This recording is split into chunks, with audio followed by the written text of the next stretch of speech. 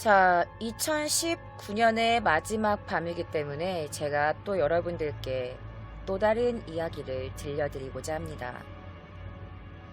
2019년 마지막 아프리카TV 방송이기 때문에 오늘은 좀 더 특별하게 많은 것들을 준비했어요.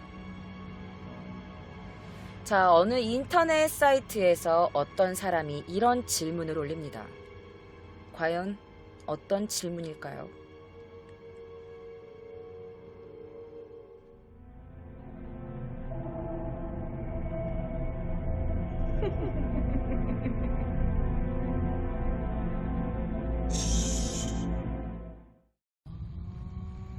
어느 인터넷 사이트에서 이런 질문이 올라옵니다. 함께 보시죠. 자, 제가 지금부터 읽어드릴게요. 시간을 볼 때마다 44분을 봅니다. 이상하게 어느 순간인가부터 시간을 보면 44분이 보였습니다. 4는 동양에서는 불길한 숫자라고 인식되잖아요. 그런 현상이 정확히 언제부터였냐면요. 애기 아빠하고 5년 동안의 결혼 생활이 그 사람의 매일 지속되는 습관적 음주 때문에 많이 힘들었고 전혀 행복하지 않았고 이유 없이 부부관계도 거의 안 하고 각방 쓰는 무미건조한 생활이 계속되다가 언젠가 제가 견디지 못하고 4살 된 아기를 얻고 집을 나와서 이혼을 요구하게 되었고 애 아빠가 이혼을 안 해주고 그렇게 별거 생활을 해오다가 어느 날 다른 한 사람을 만나서 잠깐 사귀게 되었는데 그때부터 그 사람이 자주 시간만 보면 44분을 본다고 했는데 언제부턴가 저도 똑같이 44분을 보게 되었습니다. 나중에 애기 아빠랑 이혼을 하고 나중에 잠깐 만났던 그 사람하고도 마음이 맞지 않아 헤어지게 되었는데 그 뒤로 그 사람은 그 숫자를 본다는 얘기를 못 들었는데 저만 계속 44분을 봅니다. 핸드폰을 꺼놨다가 갑자기 켜고 싶어서 켜고 보면 10시 44분일 때가 있고 새벽에 시간을 보면 정확히 4시 44분일 때가 있습니다. 어떤 땐 벨소리가 울리는 것 같은 환청 같은 것이 들려서 자신도 모르게 시간을 보면 또 44분이기도 합니다. 이런 생활이 이제 2년이 넘었습니다. 얼마 전에 이혼했던 애기 아빠가 지나친 음주로 인한 뇌출혈로 돌아가셨습니다. 아, 그동안의 44분이 이걸 예고하고 있었던 건가? 많이 미안하고 후회되고 힘든 시간이었습니다. 그 사람이 이렇게 갈 줄 알았으면 한 번 더 노력해보는 건데 혼자서 힘들었을 그 사람을 생각하면 후회와 미안함에 숨을 쉴 수가 없었습니다. 그걸로 끝난 줄 알았습니다. 그런데 요즘도 44분을 봅니다. 이 44분을 보는 현상은 여전합니다. 대체 무슨 뜻일까요? 그 지긋지긋한 44분은 대체 무슨 의미일까요? 누가 좀 도와주세요. 이런 글이 있었습니다. 그런데 이 글에 이런 댓글이 달립니다. 자, 어떤 사람이 이런 글을 답니다. 44분이라는 것은 똑같은 24시간 중 하나입니다. 1분도, 13분도, 28분도, 44분도 모두 60분이라는 1시간 안의 숫자일 뿐입니다. 괜히 44라는 숫자에 특별한 관심이 주어져서 그렇지 시간은 시간일 뿐입니다. 예를 들어 제가 시계를 볼 때마다 7분을 본다면 그저 60분 중에 한 숫자인 7분을 본 것뿐이지 행운을 상징한다던가 그런 게 아니라는 거예요. 그러니 너무 신경 쓰지 마시고 실생활에 좋게 활용해 보세요. 예를 들어 41분부터 라면을 끓이기 시작했는데 이때쯤이면 44분이겠구나 하면 끓이는 걸 멈추시고 드시면 되고 지금이 4분인데 40분 뒤에 드라마가 시작하면 이때쯤이면 44분이겠구나 하고 TV를 켜신다든지 집사람이 돌아가신 건 잦은 음주로 인한 결과라고 생각하세요. 자기 때문이라고 생각하면 자기만 더 힘들어질 뿐입니다. 힘내시고 너무 나쁘게만 생각지 마세요. 라는 댓글이 달립니다. 자, 그런데 질문 작성자가 이런 댓글을 남깁니다. 답변 감사합니다. 근데 답변 채택률도 정확히 44.4%네요. 정말로 이상하잖아요.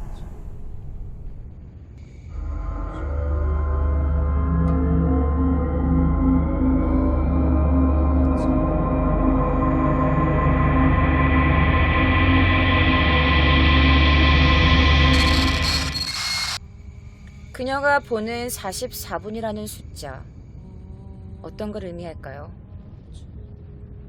전에는 남편이 죽었고 이번엔 또 다른 누군가의 죽음을 예지하는 걸까요?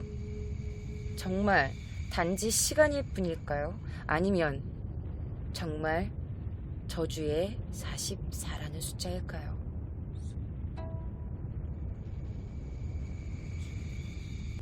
자, 다음 이야기입니다. 다음 이야기는 사실 마땅한 자료가 있지 않고 그냥 괴담으로 전해 내려오는 글이라고는 하는데, 그렇다고 하기엔 너무 자세한 내용이 있어서 제가 컨텐츠로 가지고 오기에는 약간 조금 자료가 부족해서 여러분들께 간단하게 좀 알려드리고 싶은 사건이 있어서 가져왔습니다. 어느 목욕탕에 관련된 이야기입니다. 함께 들어보시죠.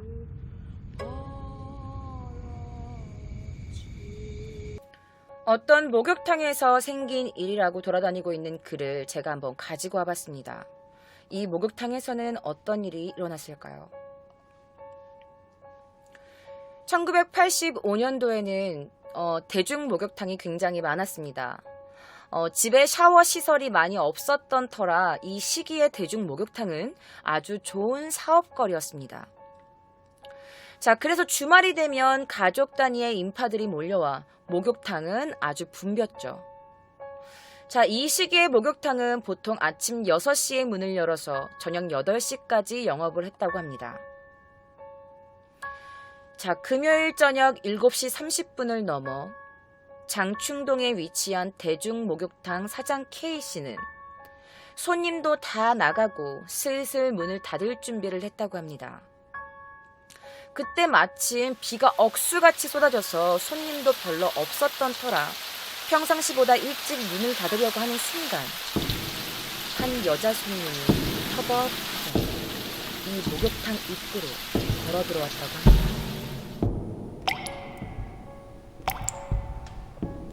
하루 평균 300mm 비가 쏟아지던 시기라 앞이 잘 보이지 않는 가운데 이 여인이 K씨의 눈앞에 이르렀을 때 K씨는 깜짝 놀랐다고 합니다. 왜냐하면 모습이 너무 독특했기 때문이라고 합니다. 그 여자는 빨간 우산에 빨간 코트 형태의 우의를 입고 있었고 입술은 파르르 떨고 있었으며 감기 몸살에 걸린 사람처럼 몸을 파르르 떨고 있었다고 합니다.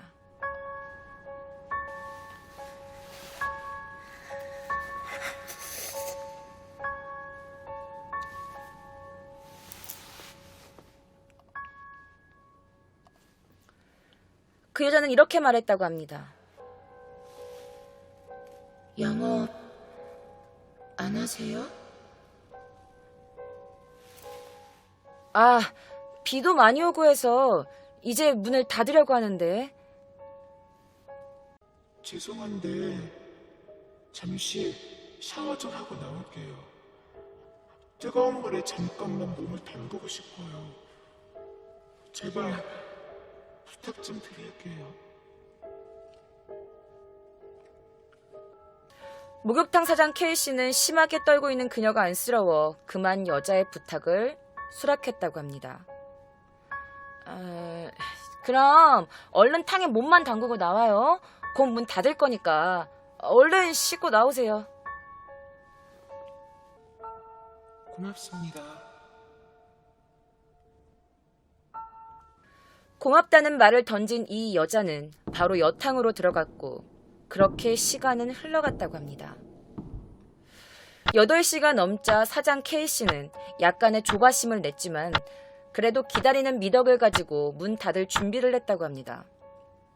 그날 목욕탕에 청소와 때밀이를 하는 종업원은 일찍 퇴근한 상황이라 사장이 직접 청소를 해야 하는 상황이었다고 합니다. 8시 30분이 되어서도 여자가 나올 기미가 안 보이자 결국 K씨는 여탕 입구에 문을 두드립니다.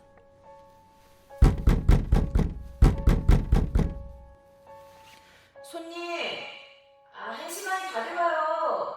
이제 마무리하시고 나와요. 저도 청소하고 문 닫고 집에 가야죠. 몇 번의 노크와 말에도 안에서는 아무런 인기척이 없었다고 합니다. K씨의 손엔 땀이 서서히 났고 문을 열지 말지 고민을 하며 다시 큰 소리로 했던 말을 반복하며 손에 더 힘을 주고 노크를 했으나 아무런 인기척을 느낄 수 없었다고 합니다. 결국 사장은 문을 열고 여탕의 목욕안을 들여다보았다고 해요. 그때 K씨는 그 안의 광경이 마치 꿈을 꾸는 듯한 느낌이었다고 합니다. 탕 속은 온통 붉은색으로 물들어 있었고 여인은 두 눈을 부릅뜬 채 사장을 주시하고 있었던 것입니다.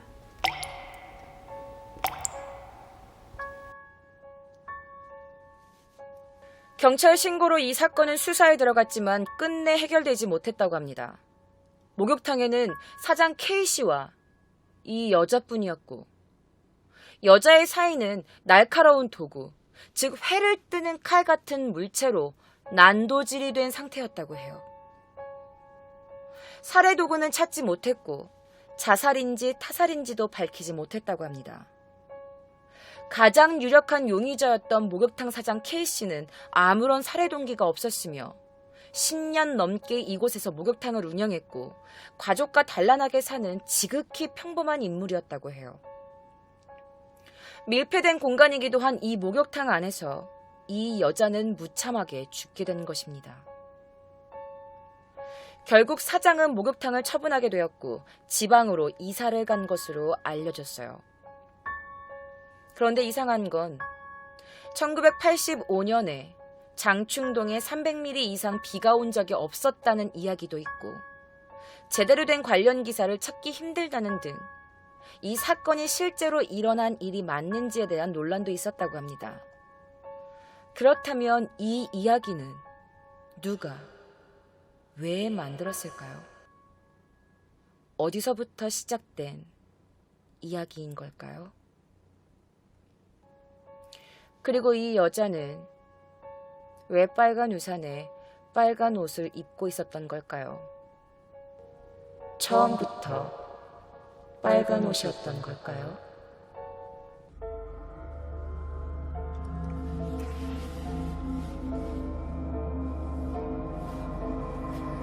몸 좀 녹이고 갈게요. 좀 열어줘요.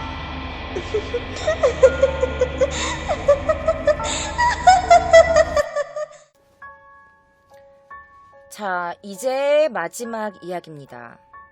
이 이야기는 그리 길지 않은 이야기예요.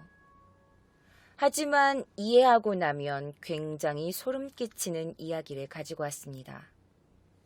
이 이야기는 어느 병원의 수술대에서 시작됩니다.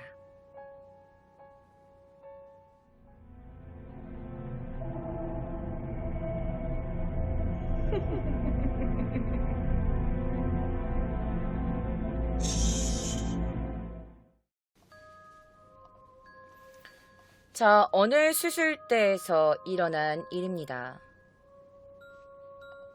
이해하면 굉장히 소름 끼치실 거예요. 지금부터 이야기 시작합니다. 수술대에 눕자 내 작은 몸 위로 녹색 빛깔 천이 올려졌고 간호사 중 한 명이 웃기게 생긴 투명한 마스크로 내 입을 덮었다. 나는 졸음이 찾아오는 것을 느꼈다. 아, 이게 그 사람들이 말하던 마취제구나. 그 순간 나는 의사가 말하는 소리를 들을 수 있었다. 귀를 기울이며 멀어져가는 의식을 최대한 집중했다. 네, 김정은 씨. 긴장하지 마세요. 우린 전문가니까. 눈 깜짝할 사이에 끝날 거예요. 자, 이제부터 10부터 거꾸로 수를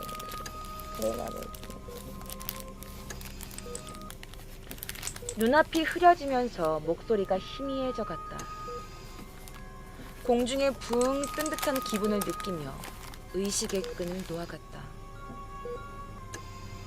순간 머릿속을 가로지른 단 하나의 생각과 함께 나는 눈을 감았다. 내 이름은 이동석이다.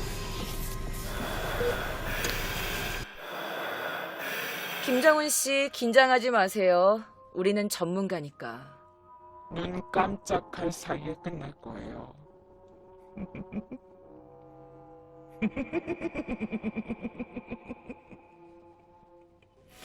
김정은 씨.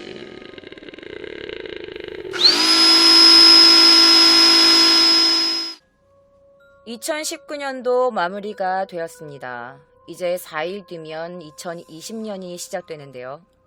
2019년 동안 너무나 감사합니다. 자, 2020년에도 더욱더 무섭고 기묘하고 위험한 이야기로 여러분들을 찾아뵙도록 하겠습니다. 오늘 제 이야기가 재미있으셨다면 구독과 좋아요 그리고 힘나는 댓글들로 저를 응원해 주시면 감사하겠습니다. 자, 그러면 2020년도에서 기다리고 있을게요. 좋은 밤 되세요.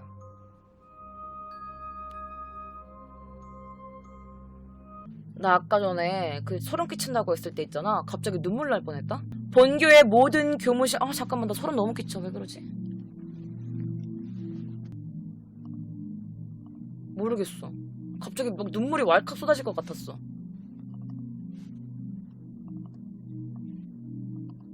너무 소름 끼쳐서 이렇게 왈칵 쏟아질 것 같았나? 모르겠어.